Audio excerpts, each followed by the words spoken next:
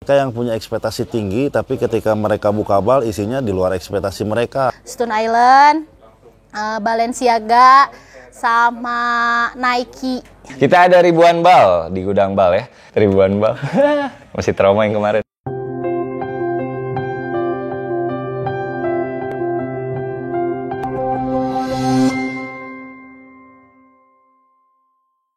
Halo bosku, perkenalkan nama aku CS Linda ya. CS-nya di Gudang Bal. Aku CS Ramos nih, mantan CS Gudang Bal yang sekarang udah pindah divisi kakak, udah nggak jadi CS lagi sekarang nih kakak. Perkenalkan teman-teman semua, aku CS Jimbo dari Gudang Bal.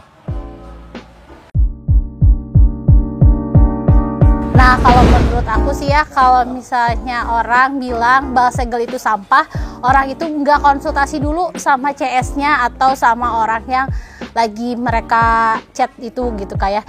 Makanya sebelum order itu biasanya aku suka tanya dulu orangnya nyari apa, nyari bal apa, nanti aku rekomendasiin yang bal yang paling bagus. Yang bukan zong sih sebenarnya, bukan zong ya masuknya, tapi itu reject ya masuknya. Yang bilang isinya sampah tuh sebetulnya nggak ada sampah kakak kalau di bal-balan tuh. Itu hanya mereka yang punya ekspektasi tinggi, tapi ketika mereka buka bal, isinya di luar ekspektasi mereka. Nah itulah kakak yang disebut bal sampah. Kalau ini sampah, nggak mungkin bisnis ini dari dulu bertahan sampai sekarang. Dan nggak mungkin banyak sekarang penjual dan pembeli atau pemain thriftingnya. Gitu aja sih, berarti barangnya cakep-cakep. Bisa dilihat dari banyak konten kita lah ya. Langsung dicek aja. Orang-orang biasanya yang langsung ke gudang itu nyarinya pasti yang lagi rame tuh kayak crew neck, hoodie, blus katun atau blus chiffon. Banyak sih kak ya kalau misalkan nyari bal itu kadang-kadang sweater hoodie, sweater crew neck itu banyak dicari orang. Tapi yang memang paling banyak dicari orang itu di sweater hoodie sama crew neck nih kakak. Kalau dari anak-anak, bal anak ada campuran atasan bawahan karena isinya. Kalau buat dewasanya, cewek itu biasa blus, dress atau rajut, kardigan. Kalau cowok atau unisex-nya ada sweater crew neck, sweater hoodie, sama kaos oblong. Biasanya itu. Yang paling sering ditemuin itu kayak Stone Island, Balenciaga, sama Nike. Banyak itu kakak, ada Balenciaga, ada apa tuh yang jelas yang Uniqlo, Zara kayak begitu mah udah sering sih kakak. Cuma yang masuk jackpot tuh ada Balenciaga, ada Fear of God, ada Off-White, itu banyak banget kak itu brandnya. Yang paling sering udah pasti Uniqlo, itu udah sering di mana-mana itu dapat kak. Teman-teman semua, Uniqlo, terus ada H&M juga sering terhitungnya ya. Sama kalau sebut satu lagi Zara mungkin itu sering juga. Yang ready itu banyak kayak ada sweater hoodie, sweater crew neck pasti ada ya, blus katun ada, dress juga ada, sampai karpet, spray juga ada sih, banyak ya kalau di gudang bal itu ready-nya.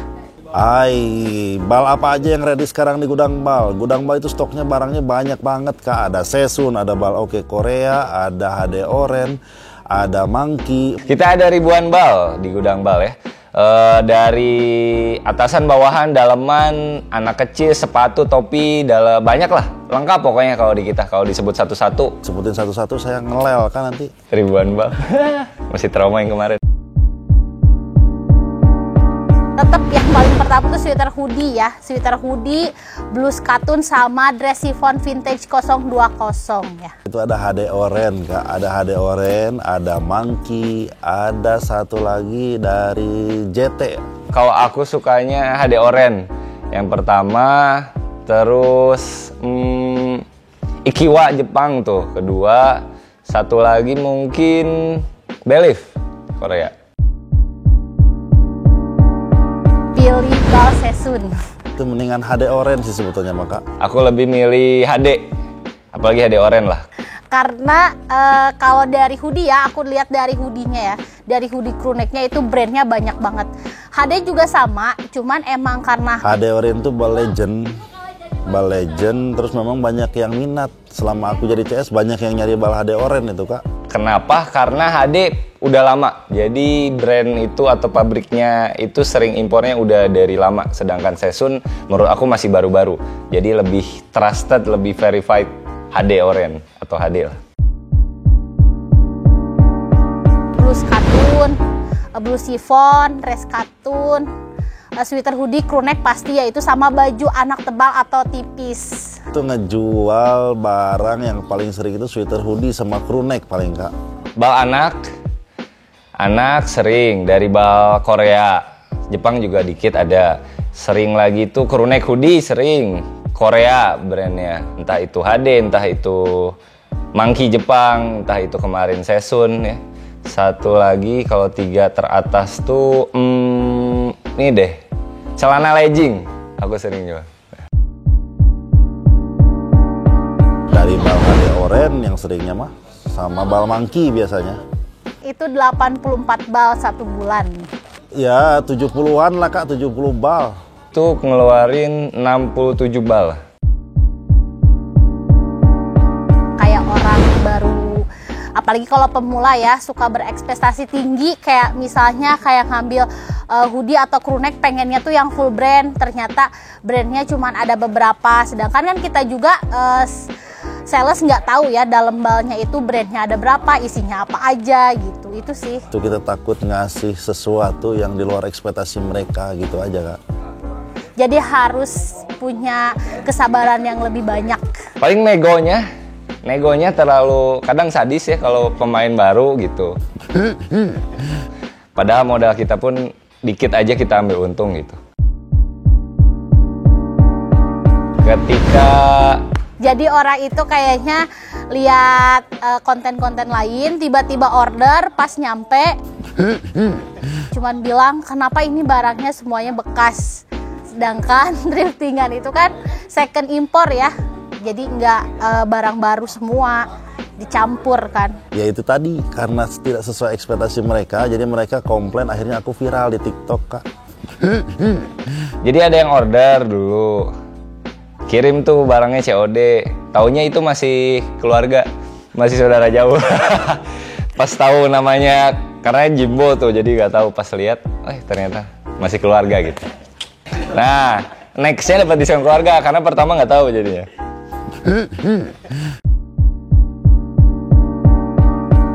Kalau sama aku gitu selalu rekomendasiin bal yang paling bagus, yang rejectnya minim, terus selalu aku untuk pemula kasih rekomendasi yang menurut aku pemula itu bisa untuk menjualnya gitu. Itu pelayanan udah pasti ya. Gimana karakter aku melayani konsumen, mungkin yang jadi beda-beda itu sih, lebih ke pelayanan 24 jamnya, video callnya, gimana menjelaskannya, lebih ke sana sih. Kalau sama aku dibantu wawasannya dari yang mungkin 0 sampai dia kenal, karena banyak contoh konsumen aku yang dari 0 sampai sekarang alhamdulillah udah sukses.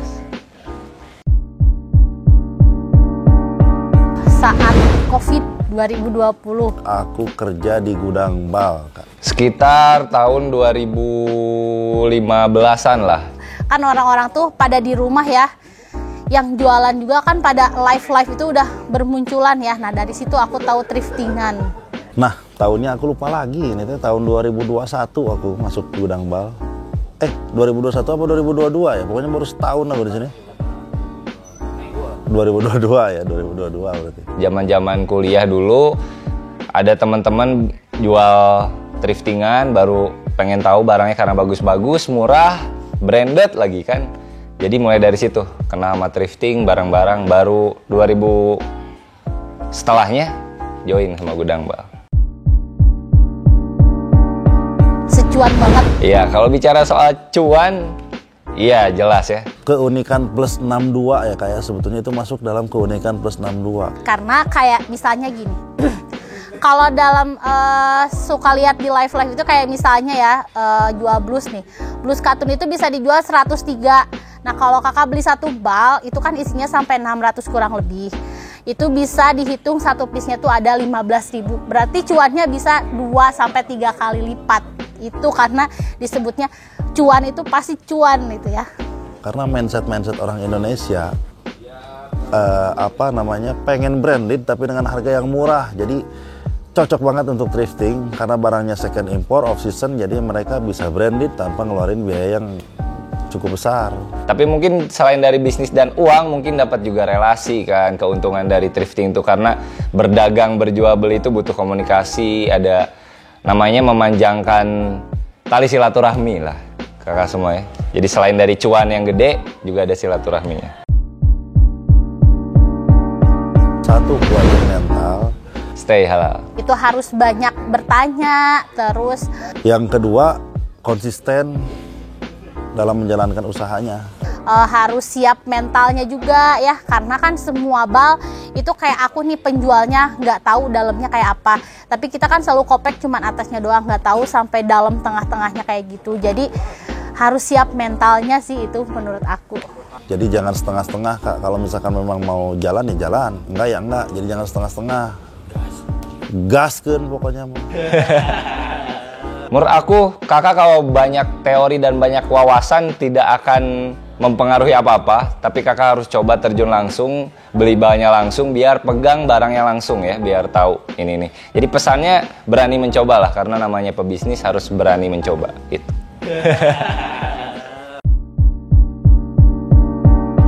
Thrifting di Indonesia lebih khususnya, karena thrifting di luar negeri udah banyak, di Indonesia mungkin ya. Semakin banyak, semakin maju, dan Mudah-mudahan dunia thrifting ke depan lebih maju, berkembang pesat, karena memang ya secuan itu Kak, itunya apa namanya, peluangnya. ya semakin banyak orang-orang yang sukses di dunia thriftingan ya. Harapan aku pengennya makin melebarkan sayapnya, dan juga ada barang-barang lokal Indonesia yang masuk ke kancah internasional. Itu aja.